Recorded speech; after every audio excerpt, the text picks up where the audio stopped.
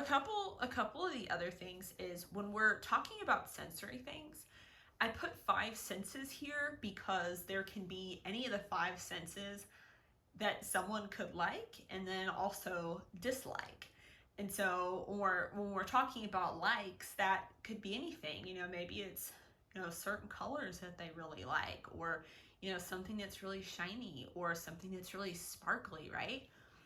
Or maybe they like, something that's like really cool to the touch. And so, maybe they really enjoy water, or maybe they, there's things that maybe they're not super excited about, right? So maybe it's, so actually, before I give this example, I want to point out here something.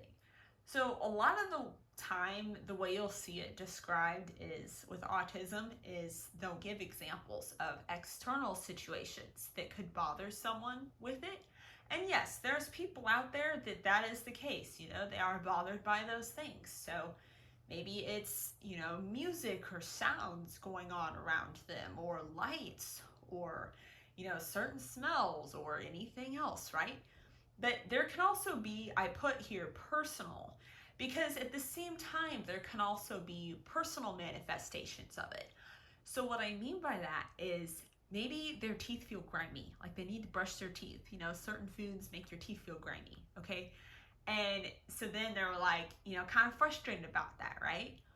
Or, if they have a cold and, it's kind of a little bit harder to breathe, or if they feel like kind of sick and worn down, like that could be a trigger. Or, for like sensory things.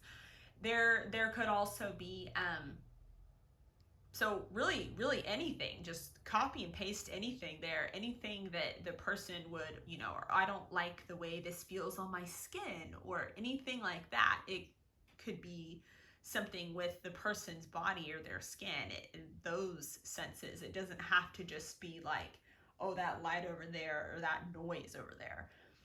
And then the other thing, like, for example, so like if they feel really thirsty, or if they're like, I need to get a shower. So those things could, if they got dirt on their skin and they don't like the dirt feeling. So I do actually want to point out here, when I had, the other videos, I had talked about helpful positive information activities to work on obsessive compulsive disorder. So notice how I said needing a shower, that word needing, okay?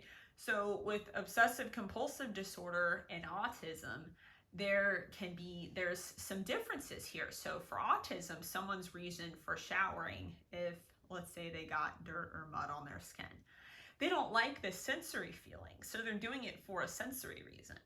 But for someone with OCD, remember how in the other video I had talked about, let's say you got mud on your clothes, right? I just picked a really simple example to illustrate contamination OCD. And so for someone with OCD, it could be any substance, but let's say that it's the mud example again, and the reason for them doing the shower would be because of a contamination reason. And so that's why under activities, I put, hey, let's look at the reason why this thing is being done. What's the underlying thing going on here? And let's also look at emotions as clues too. There can be overlap between OCD and autism.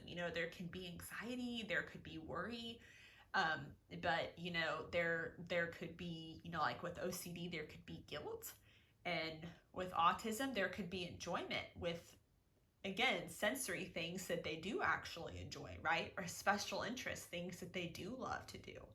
And so sometimes, even though there's some things that it may look similar, there's actually differences if we sit down and really look at it. And so be encouraged that there is plenty of information we can look at here to help us discern, the reason why.